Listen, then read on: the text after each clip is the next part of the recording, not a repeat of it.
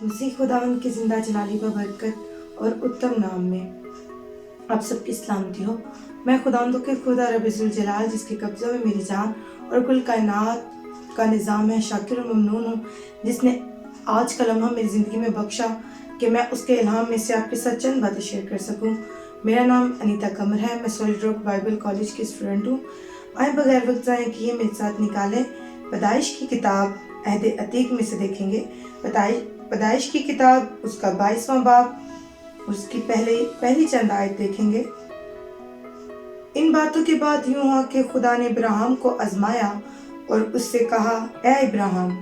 उसने कहा, मैं हाजिर हूँ। अगर हम उसकी 17वीं आयत में देखें तो लिखा है, मैं तुझे बरकत पर बरकत दूंगा और तेरी नस्ल को बढ़ाते बढ़ाते आसमान के सितारों और जमीन के किनारे की रेत की मालिक कर दूंगा और तेरी औलाद अपने दुश्मनों के फाटक की मालिक होगी। पाक कलाम के पढ़े जाने और सुने जाने पर खुदा उनकी बरकत हो, आमीन। आज हम कलाम मुकद्दस में से सीखेंगे खुदा की नजर में मकबूल ठहरना। बाइबल मुकद्दस के पूरे औराक को उठाकर देख लें। जो शख्स खुदावंद की नजर में मकबूल ठहरा है वो उसे हमेशा बरकत ही मिली है,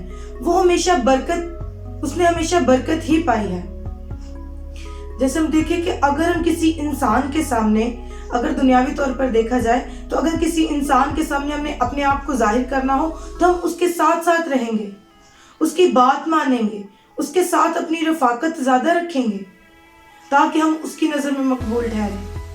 अगर कोई स्टूडेंट है, वो स्कूल में पढ़ रहा है और वो अपनी टीचर की नज़र में मकबूल ठहरने के लिए वो अपना रवैया, अपने आप को अच्छी तरह पेश करेगा अपनी टीचर के सामने, ताकि मैं अपनी टीचर के सामने मकबूल ठहरूं। इसी तरह रूहानी तौर पर अगर देखा जाए तो हमने खुदा की नज़र में मकबूल ठहरना है। आज हम सीखेंगे खुदा की नज़र में मकबूल ठहरना कैसे, किस तरीके से, किस तरह हम खुदा की नज़र में मकबूल ठहर सकते हैं। हमने भी कलाम मुकद्दस में से देखा, इब्राहिम के बारे में अगर हम देखते हैं उसमें पढ़ते तो इसमें मतलब इब्राहिम के बारे में बताया गया है कि इब्राहिम किस तरह से खुदा की नजर में मकबूल ठहरा। खुदा ने इब्राहिम को आवाज दी, इब्राहिम को पुकारा।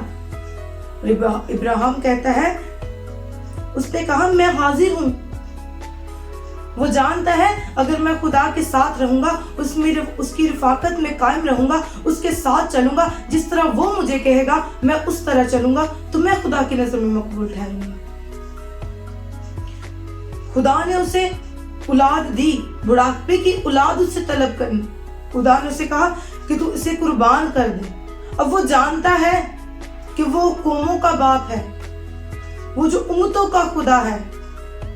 इसके पीछे इस बात को, या वो मुझसे कुर्बानी मांग रहा है तो उसका कोई ना कोई मकसद है, कोई ना कोई इसका मंसूबा है। तो वो उसकी बात को रद्द नहीं करता, वो उसकी बात को लेकर चलता है। वो अपने बेटे को कुर्बान करने के लिए चलता है और वो उसे जब उसे कुर्बान करने लगता है तो आसमान से आवाज आती है कि इब्राहिम अपने हाथ को रोक ले, क्योंकि वो खुदा जानता है कि ये मेरी नजर में मकबूल ठहरा। वो उसकी मकबूलियत को उसने जान लिया और उसे फिर एक मेंढा बख्शा जिसकी कुर्बानी करके उसने शुक्रगुजारी की। अब इब्राहिम खुदा की नजर में मकबूल है, अय्यूब खुदा की नजर में मकबूल है। इस तरह अगर हम देखें तो खुदा की नजर में मकबूल ठहरने के लिए, खुदा की नजर में हमें मकबूल ठहरने के लिए हमें अपने आप को एक प्रोसेस से गुजारने की जरूरत है। अपने आप में एक जद्दोजहद कायम करने की जरूरत है। वो जद्दोजहद ऐसी हो जो हमें उस रास्ते पर लेकर चले जिस पर खुदा चाहता है कि हम चले। वो ऐसा रास्ता हो जो खुदा को पसंद आए। वो ऐसी जद्दोजहद हो जो खुदा के नजदीक लेकर जाए हमें, फिर हम खुदा की नजर में मकबूल ठहरेंगे। खुदा का बंदा दाऊद, उसे फिक्र नहीं है कि मैं महल में रहूं, मैं बाप के साथ रहूं, मैं अपने भाइयों के साथ खेलूं। ऐसा नहीं, बल्कि वो उसकी नजर, उसका तवक्कुल अपने जिंदा खुदा की तरफ है।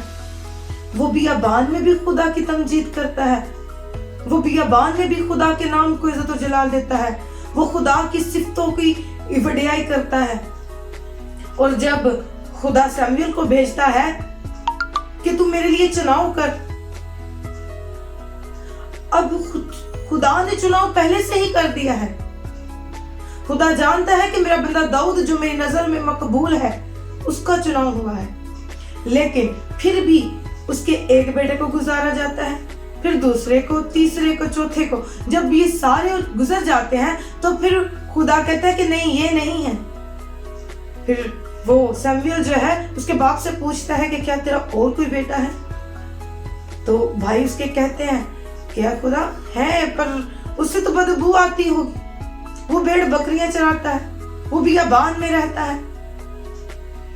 لیکن جب اسے گزارا گیا تو پھر خدا نے کہا کہ سیموئیل یہی ہے، اور اس سے چنا گیا۔ جب داؤد دنیاوی عیش و آرام کی فکر نہیں کرتا تو پھر خدا اسے اچھا حصہ دیتا ہے، خدا اسے اچھا لیول دیتا ہے، خدا اسے پھر بادشاہ بنا دیتا ہے، پھر خدا اس کی پہچان بدل دیتا ہے۔ آج ہمیں اپنی زندگیوں پر غور کرنے کی ضرورت ہے کہ ہم کس جگہ پر چل رہے ہیں۔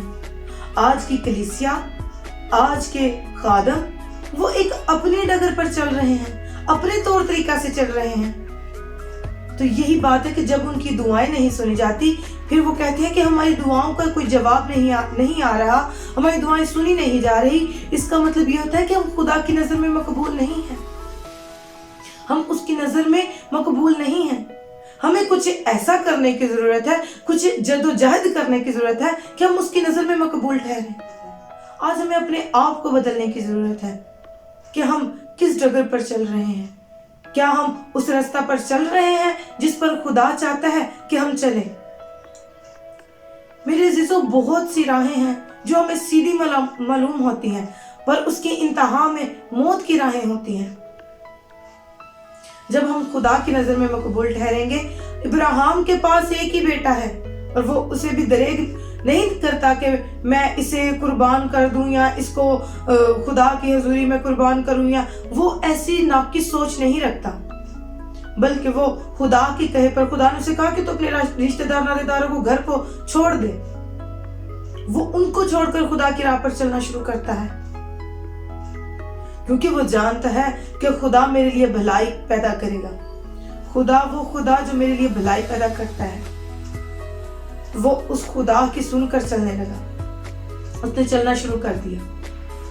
آج ہمیں اپنی زندگیوں پر غور کرنے کی ضرورت ہے۔ کیا ہم خدا کی آواز کو سنتے ہیں؟ کیا ہم اس کے کہے کے مطابق چلتے ہیں؟ اگر ایسا ہے تو پھر ہم خدا کی نظر میں مقبول ہیں۔ اگر ایسا نہیں ہے تو ہمیں مقبول ہونے کی ضرورت ہے کہ ہم اس کی نظر میں مقبول ٹھہریں۔ اس نے تو ہم سے ایسی محبت کی ہے کہ اس نے اپنا اکلوتا بیٹا بخشا ہے کہ آج ہم اپنی زندگیوں میں سے کیا کر رہے ہیں، اپنی زندگی میں سے کیا اسے دے رہے ہیں؟ کیا ہم اسے وقت دیتے ہیں؟ اس کے پاک کلام میں لکھا ہے کہ تم روزے کے لیے ایک دن مقرر کرو، بلا ناگہ دعا کرو۔ جب ہم یہ چیزیں ہمارے اندر آ جائیں گی تو پھر ہم اس کی نظر میں مقبول ٹھہریں گے۔ اس کے کلام کے مطابق جب ہم چلیں گے تو پھر ہم اس کی نظر میں مقبول ٹھہریں گے۔ یوسف کو پرواہ نہیں ہے، یوسف کی نگاہ خدا کی طرف ہے۔ یوسف پرواہ نہیں کرتا کہ مجھے بیچا جا رہا ہے، مجھے کنویں میں ڈالا جا رہا ہے، میرے ساتھ بھائی کیا کر رہے ہیں۔ وہ اپنی اس سوچ کو نہیں لے کر چلتا، بلکہ وہ اس کی سوچ جو ہے، اس کے خیال جو ہے، اس کے جو منصوبے ہیں، اس کے جو خدا نے اسے رویا دکھائی ہوتی ہے، خواب دکھائے ہوتے ہیں، وہ اس پر توکل کر کے، خدا پر توکل کر کے وہ اس راہ پر چلتا ہے۔ پھر ایک وقت آتا ہے کہ خدا اس کی وسیلہ سے اس کے گھرانے کو بچاتا ہے۔ جب اس ملک میں کال پڑتا ہے تو پھر جب یوسف اس خواب کی جو بادشاہ نے دیکھا ہوتا ہے اس کی تعبیر کرتا ہے، اس خواب کی تعبیر کرتا ہے، تو پھر اس سے پہلے سے ہی معلوم ہو جاتا ہے کہ ملک میں کیا ہونے والا ہے۔ جب ہم خدا کی نظر میں مقبول ٹھہرتے ہیں تو پھر خدا ہمیں پہلے سے ہی ہمیں آگاہ کر دیتا ہے، پہلے سے ہی وہ ہمیں بتا دیتا ہے۔ اگر ہم خدا کی نظر میں مقبول ٹھہرتے ہیں تو پھر خدا ہمیں آسمان کے حال بھی بتا دیتا ہے۔ اگر ہم یوحنا عارف کی زندگی کو دیکھیں تو وہ خدا کی نظر میں مقبول ہے، وہ خدا کی نظر میں مقبول ہے تو خدا نے اسے آسمان کا حال بتایا، خدا نے اسے سارا منظر دکھایا۔ وہ کہتا ہے کہ خدا کی آنکھیں آگ کے شعلہ کی مانند ہے، اس کے پاؤں خالص پیتل کے سے ہیں، اس کے منہ سے دو دھاری تیز تلوار نکلتی ہے۔ آج وہ تلوار وہ ہمارے پاس ہے، اس نے ہمیں چنا ہوا ہے، ہم اس کے چنے ہوئے لوگ ہیں کہ ہم اس کی نظر میں مقبول ٹھہریں۔ اگر آج ہم اس کی نظر میں مقبول نہیں ٹھہرے تو اپنی زندگیوں پر غور کرنے کی ضرورت ہے کہ ہم اپنی زندگیوں کو ایسی قربانی گزرانے اس کے نزدیک، اپنی زندگیوں کو ایسے خدا کے نزدیک لے کے چلے جائیں جو خدا ہمارا زندہ خدا ہے، جس نے ہمیں یہ زندگی بخشی ہے، جس نے ہمیں یہ سانسیں بخشی ہیں، تاکہ ہم اس کی نظر میں مقبول ٹھہریں۔ اس کی نظر میں مقبول ٹھہریں گے تو پھر خدا آسمان کے درچے کھول کر ہمیں برکت سے بھرے گا۔ جیسے ابراہیم خدا کی نظر میں مقبول ٹھہرا تو خدا نے اس کی نسل کو آسمان کے ستاروں اور زمین کے ریت کے ذروں کی مانند بڑھایا۔ خدا نے کہا کہ تیری نسل کا کوئی شمار نہیں کرے گا، نہیں کر سکے گا۔